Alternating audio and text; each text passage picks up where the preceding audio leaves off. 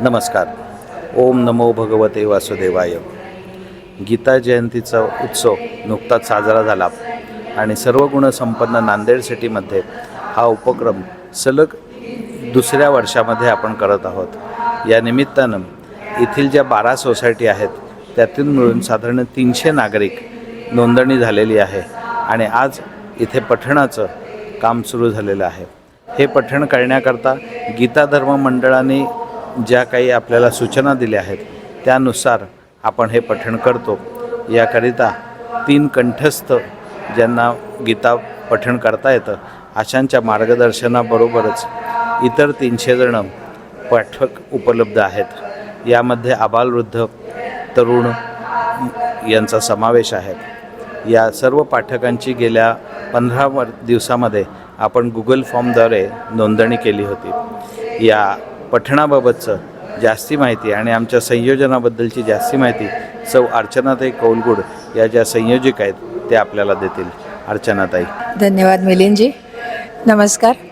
सर्वगुणसंपन्न अशी जी आमची नांदेड सिटी आहे त्यामध्ये अनेक सोसायटीज आहेत आणि त्याच्यामध्ये छोटे छोटे ग्रुप्समध्ये गीतेचं वाचन, अथर्वशीर्षाचं पठण हे सगळं चालू असतं. तेव्हा असा एक विचार आला की या सगळ्याचं आपण एकत्रीकरण करावं आणि मी स्वतः गीता धर्म मंडळाची श्रद्धा घेतलेली आहे आणि त्याप्रमाणे दरवर्षी गीता जयंतीच्या दिवशी मोठा कार्यक्रम होत असतो पठणाचा, सामूहिक पठणाचा. तसा कार्यक्रम नांदेड सिटीतल्या लोकांना गावामध्ये जाऊन जिथे ती स्थानं आहेत तिथं जाण्यासाठी वेळ, श्रम, कष्ट हे सगळंच होतं. त्यामुळे आपली जर एवढी मोठी संपूर्ण अशी नांदेड सिटी आहे इथेच आपण हा कार्यक्रम घेऊया असा विचार केला आणि म्हणून गेल्या वर्षी आम्ही ही सुरुवात केली की गीता जयंतीचं औचित्य साधून येणारा रविवार सगळ्यांची सोय असावी म्हणून त्यावेळेस सामूहिक संपूर्ण गीता पठण सगळे 18 अध्याय ओळीने आपण म्हणतो. 1 ते 9 अध्याय सुरुवातीला, त्यानंतर एक 10 मिनिटाचं मध्यंतर आणि परत 10 ते 18 असा हा आपला प्रयास असतो. आणि गेल्या वर्षीही याला अतिशय सुंदर प्रतिसाद आला.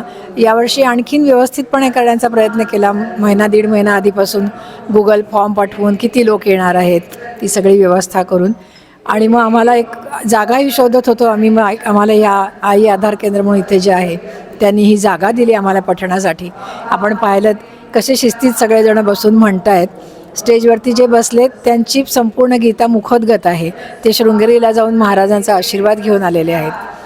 अशा प्रकारे आपल्याला जे भारतीय संस्कृतीचं पुनरुत्थान करायचं आहे किंवा जागृती करायची आहे त्याप्रती हे आपण कार्य करत आहोत. धार्मिक उन्नती आपण आपल्यासाठी तर करणारच. मी माझी प्रगती करेन ह्यात काय विशेष.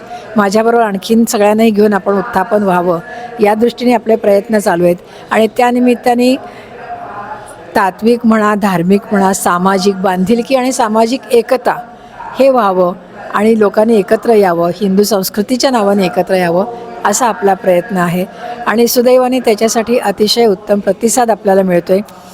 पुढच्या वर्षीसाठी आम्ही आत्ताच सुरुवातीला संकल्प असा केला की यावेळेस पुढच्या वर्षीच्यासाठी जास्तीत जास्त तरुणी, शालेय आणि कॉलेजचे विद्यार्थिनी या संकल्पामध्ये सहभागी व्हावेत असा आपला प्रयत्न राहील.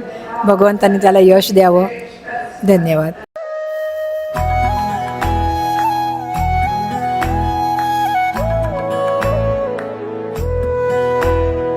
अध्यात्मावर अशीच माहिती मिळवण्यासाठी देव माझा चॅनलला सबस्क्राईब करा